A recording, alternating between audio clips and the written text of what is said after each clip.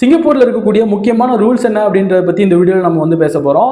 நம்ம ஒரு trip plan பண்ணியிருக்கோம் அப்படின்னா அங்கே வந்து என்னென்ன விஷயங்கள்லாம் பண்ணக்கூடாது அப்படின்றத நான் உங்ககிட்ட சொல்ல போகிறேன். ஸோ நீங்கள் நம்ம சேனலில் ஃபஸ்ட் டைம் பார்க்குறீங்க அப்படின்னா மறக்காமல் சப்ஸ்கிரைப் பண்ணிக்கோங்க. வணக்கம் அண்ட் வெல்கம் பேக்.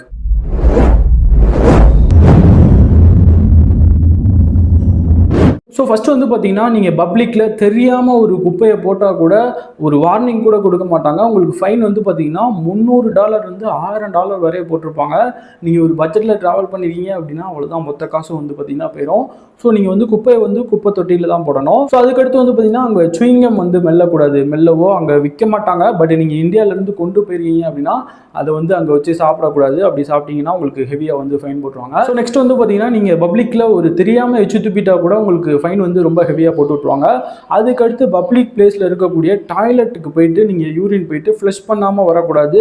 சப்போஸ் நீங்கள் அதை மறந்துட்டீங்க அப்படின்னா அங்கே இருக்கக்கூடிய சென்சார் வந்து உங்களை வந்து ஐடென்டிஃபை பண்ணி உங்களுக்கு ஃபைன் வந்து ரொம்ப போட்டு விட்ருவாங்க. நெக்ஸ்ட் வந்து பார்த்தீங்கன்னா நீங்கள் ட்ராவல் பண்ணக்கூடிய பஸ்ஸு, மெட்ரோ இதிலெல்லாம் வந்து பார்த்தீங்கன்னா நீங்கள் தண்ணி குடிக்கிறது, சாப்பிட்றது இதெல்லாம் பண்ணீங்கன்னா கண்டிப்பாக வந்து உங்களுக்கு ஹெவியாக வந்து ஃபைன் போட்டுருவாங்க. அதெல்லாம் தயவு செஞ்சு பண்ணிடுறாங்க. ஸோ அதுக்கடுத்து வந்து பார்த்தீங்கன்னா நீங்கள் வந்து ஸ்மோக் பண்ணக்கூடாது. பப்ளிக்கில் ஸ்மோக் பண்ணுறதுக்குன்னு அதுக்குன்னு இடம் இருக்கும். ஸோ அங்கே வந்து தான் நீங்கள் வந்து ஸ்மோக் பண்ணணும். ஸோ அதை மாதிரி அந்த சில பார்லாம் வெளியே உட்காந்து ட்ரிங்க் பண்ணுற மாதிரி இருக்கும். அது வந்து ஒரு குறிப்பிட்ட டைமிங்குள்ளே தான். ஸோ அதுக்கு மேலே நீங்கள் உட்காந்து பண்ணுறப்ப உங்களுக்கு வந்து கடுமையான ஃபைன் வந்து போட்டுருவாங்க. ஸோ அப்புறம் வந்து பார்த்தீங்கன்னா நீங்கள் ரோடை கிராஸ் பண்ணுறப்ப வண்டி எதுவுமே வரலையே அப்படின்னு சொல்லிட்டு நீங்கள் சிக்னல் அந்த மாத்திரைக்கு முன்னாடி கிராஸ் பண்ணிட்டீங்கன்னா அதுக்கும் வந்து கடுமையாக ஃபைன் போட்டுருவாங்க. அதுக்கடுத்து வந்து பார்த்தீங்கன்னா அங்கே இருக்கக்கூடிய அந்த கார்டன்ஸ் பை த பே எங்கேனாலும் சரி நீங்கள் அந்த பூ வந்து அழகாக இருக்குது அப்படின்னு சொல்லி தெரியாமல் பறிச்சிட்டிங்க அப்படின்னா கண்டிப்பாக வந்து ஃபைன் போட்டுருவாங்க. அதை பறிக்கவோ எதுவுமே டச்சே பண்ணக்கூடாது. நீங்கள் ஃபோட்டோ ஷூட் அந்த மாதிரி தான் பண்ணணும். ஸோ அதுக்கடுத்து வந்து பார்த்தீங்கன்னா முக்கியமாக அங்கே இருக்கக்கூடிய அந்த போதைப் பொருள் யாராவது உங்ககிட்ட ஒன்று கொடுத்து இது அவங்கக்கிட்ட கொடுத்துருங்க அப்படின்னு சொல்லி கொடுத்துருவாங்க. ஸோ அந்த மாதிரி நீங்கள் தெரியாமல் பண்ணிட்டீங்கன்னா ஒரு நிமிஷத்தில் உங்கள் லைஃபே வந்து மாறிடும்.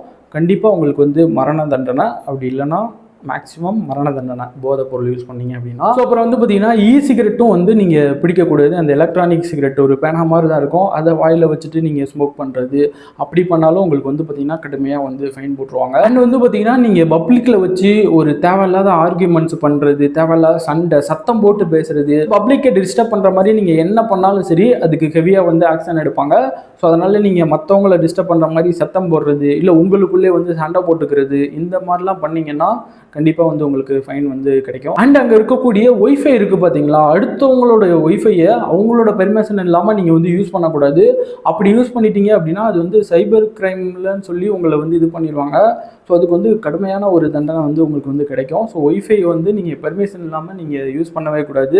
அது எப்படி என்னன்னு நீங்கள் பார்த்துக்கோங்க. ஸோ இதுதான் சிங்கப்பூரில் இருக்கக்கூடிய ரூலு. ஸோ இதையும் தவிர நான் எதாவது மிஸ் பண்ணியிருக்கலாம், நான் எதாவது மிஸ் பண்ணேன் அப்படின்னா மறக்காமல் அதை ஒரு கமெண்ட்டில் சொல்லுங்கள். நீங்கள் வந்து அமைதியாக இருந்துட்டாலே எந்த பிரச்சனையும் ரூல்ஸ் அண்ட் ரெகுலேஷன்லாம் உங்களுக்கு வந்து தேவையே கிடையாது. சைலண்ட்டாக போயிட்டு சைலண்ட்டாக வந்தால் யாருக்கும் எந்த பிரச்சனையுமே இருக்காது. ஸோ இந்த வீடியோ பிடிச்சிருக்கும்னு நினைக்கிறேன். இந்த வீடியோ பிடிச்சிருந்தது அப்படின்னா மறக்காமல் ஒரு லைக் பண்ணிக்கோங்க. நீங்கள் நம்ம சேனலில் ஃபஸ்ட் டைம் பார்க்குறீங்கன்னா சப்ஸ்கிரைப் பண்ணிக்கோங்க. இந்த மாதிரி இன்னும் அடுத்தடுத்த வீடியோஸில் மீட் பண்ணிகிட்டே இருக்கலாம். Tata, bye bye, take care.